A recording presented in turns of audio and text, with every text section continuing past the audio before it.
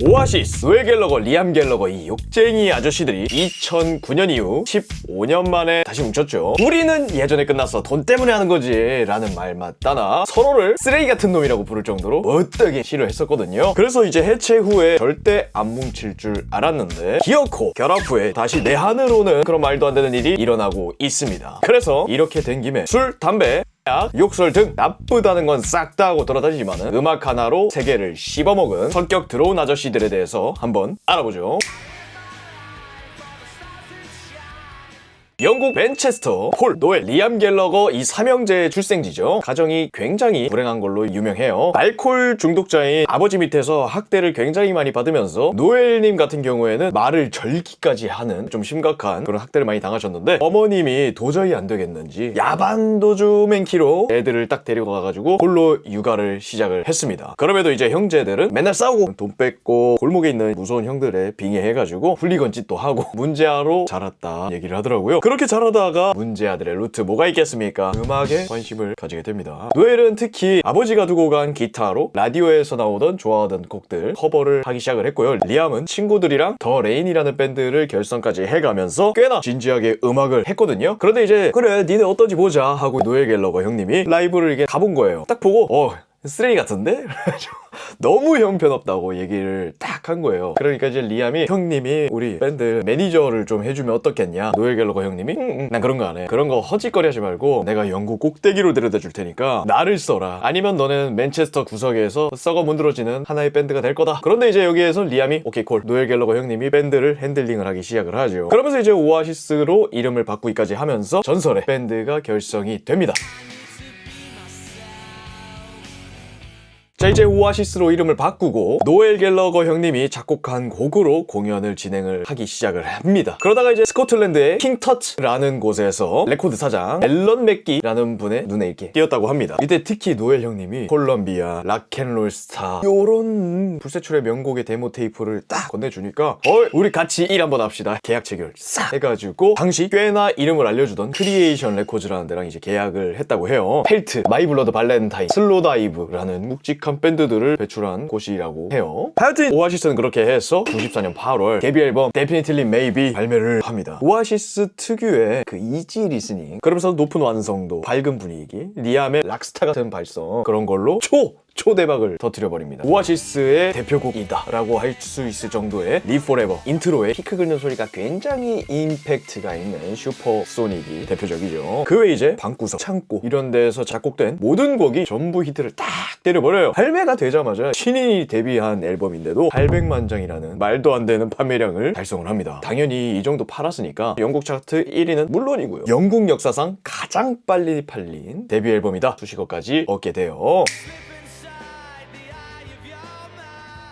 1집 이후에 오아시스 형님들은 굉장히 큰 성공을 거두게 되죠. 그러나 이제 오아시스뿐만이 아니라 이때 당시 다른 밴드들도 엄청나게 치고 올라왔는데 바로 그 중에 톱이라고 할 수 있는 밴드가 하나 더 있었습니다. 바로 블러라는 밴드죠. 파크라이프 앨범을 발매를 한 뒤에요, 95년에 브리더 어워즈에서 오아시스의 800만 장일 팔린 앨범을 누르고 사관왕을 딱 때려먹으면서 블러의 이제 보컬 데이먼님이 소상서감에서 이 상은 우리 오아시스 형님들과 함께 나누어야 한다라고 생각을 합니다. 이쁜 말을 딱 던졌어요. 근데 이 멘트를 한마디 잘못했다가 어떤 상황이 생겨도 미디어에서는 라이벌로 엮기 시작을 하는 거예요. 싸움 구경이 제일 재밌잖아요. 바로 세계급의 갈라치기가 시작이 됩니다. 항상 블러 얘기를 하면은 오아시스가 더 낫지 마, 오아시스 얘기를 하면 블러가 더 낫지 마, 비교를 엄청나게 당하기 시작을 해요. 물론 이제 이 두 밴드는 당연히 이 상황이 유쾌하진 않았겠죠. 그런데 이제 뭐 영국이 국가 단위로 홍보를 해주니까 막 그렇게 불만을 표하진 않았고, 근데 이제 여기에서 이걸 프로모션으로 엄청나게 심하게 사용을 해서 두 밴드가 갈라지기 시작했던 사건이 하나가 나오는데, 블러의 싱글 컨트리 하우스가 오아시스의 싱글 롤 위리 같은 날 발매된 사건입니다. 왜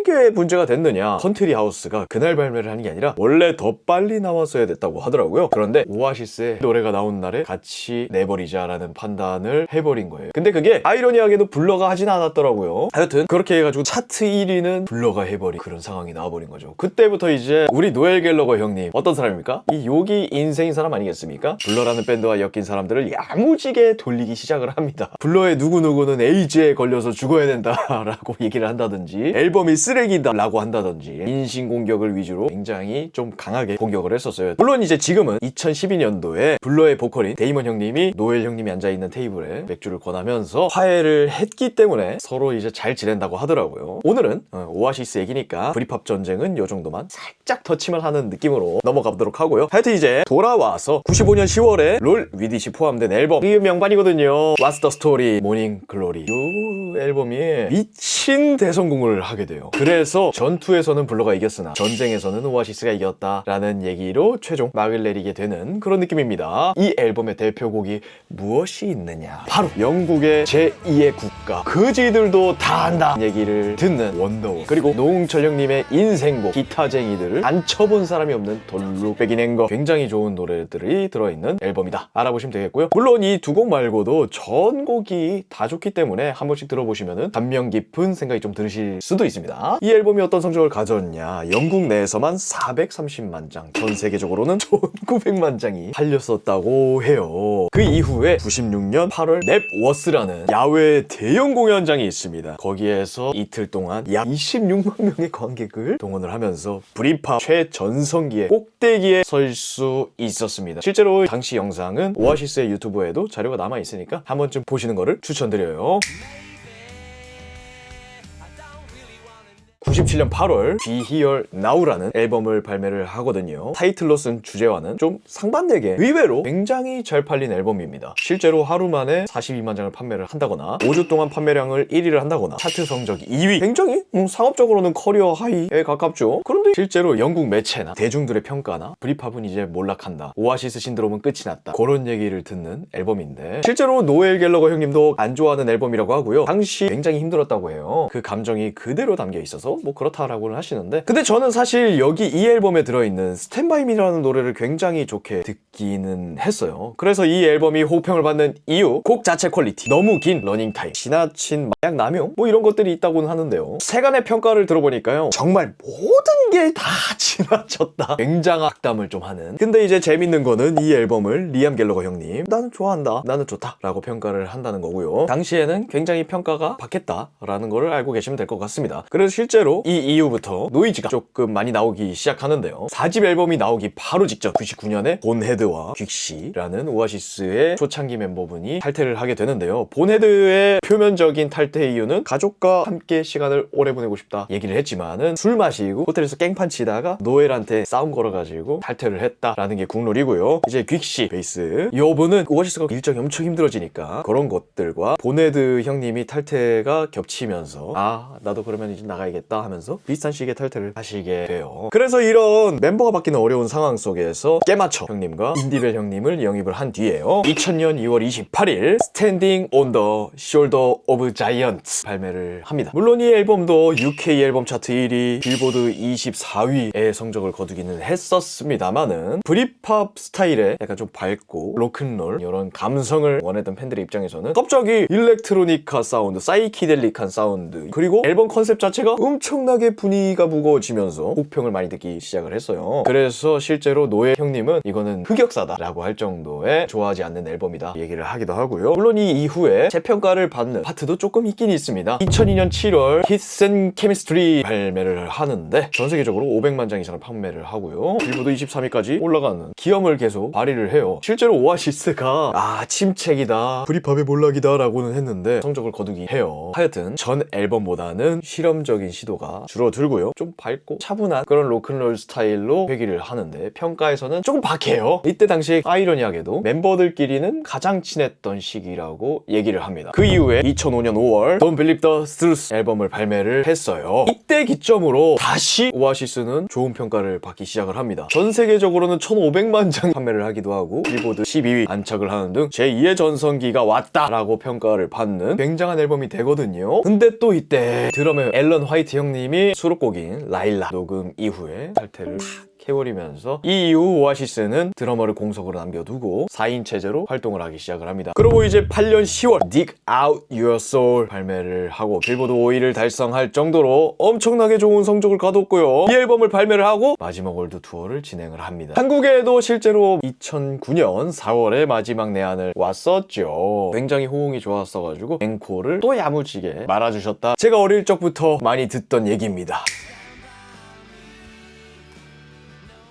2009년 8월 영국 V 페스티벌 출연을 리암이 후두염이라고 하면서 취소를 하는 사건이 있었어요. 그런데 그 이후에 갑자기 오아시스가 해체를 한다 선언을 하는 거죠. 그럼 이거 무슨 일이 있을 것 같다. 루머가 엄청나게 많이 생겨요. 알고 보니까 리암이 기타에 자부심이 엄청나게 있었다고 하더라고요. 그런데 노엘이 니 연주 개쓰레기야. 누가 너처럼 연주하냐? 라고 하면서 이제 디스를 팍 한 거죠. 그러니까 갑자기 리암이 급발진을 팍 해버린 거야. 자기가 들고 있는 기타를 무의식적으로 꼭 던졌대. 그러니까 기타가 또 무겁잖아요. 노엘 앞에 덩 떨어진 거야. 맞추지 못했대요. 그 기타를 딱 보고 갑자기 일어나서 기타를 밟았다는 거야. 어느 정도까지 밟았냐고 후술된 게 있었거든요. 햄스터 집에 있는 톱밥 있지 않습니까? 그게 될 정도로 야무지게 밟았다고 하더라고요. 리암도 개빡치지 않습니까? 그러니까 무대 위에 노엘의 기타가 이렇게 쫙 야무지게 나열된 걸 보고 바로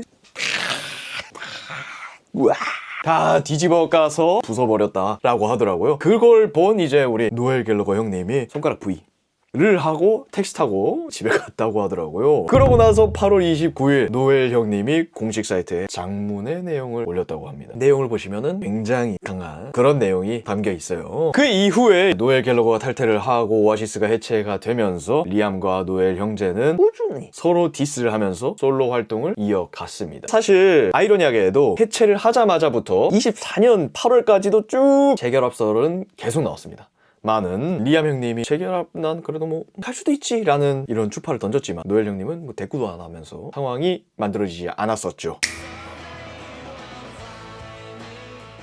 24년 8월 26일 노엘과 리암의 계정에 의미심장한 영상이 하나 올라갑니다. 같은 게시글이 동시에 올라오는 거는 15년 동안 단 한 번도 있던 일이 아니거든요. 그 게시물이 올라온 다음날 25년 투어 오피셜을 띄우면서 오아시스의 15년 만에 재결합을 성사를 시킵니다. 무려 이때가 데뷔가 30주년, 해체가 15주년 만에 다시 뭉쳤다고 하더라고요. 루머로는 노엘 형님이 와이프분과 이혼을 하면서 재산의 절반을 다 떼줬대요. 436억 원인가? 썰이 있어요. 그러니까 이제 노후 자금이 필요하지 않느냐라고 해서 재결합을 했다라는 썰이 있기도 하거든요. 하여튼 그 이후에 오아시스는 투어를 싹 야무지게 돌고 있고요. 25년 10월 21일 고양종합운동장에서 09년도 이후 16년 만에 한국 팬들과 만나게 됩니다. 그리고 이번 오아시스 콘서트 투어가 취소가 되지 않는 명확한 이유가 있는 게 계약 조건에 투어 도중 이슈가 생긴다라고 하면은 여태까지 투어의 돈들은 정산을 못 받는다라는 게 계약 조건에 있다고 합니다. 이제 또 싸우고 터질까봐 에이전시 형님들이 계약 조건에 시원하게 챙겨 넣어주시는 모습 너무 감사드리고요. 그 덕분에 콘서트를 볼 수 있게 되는.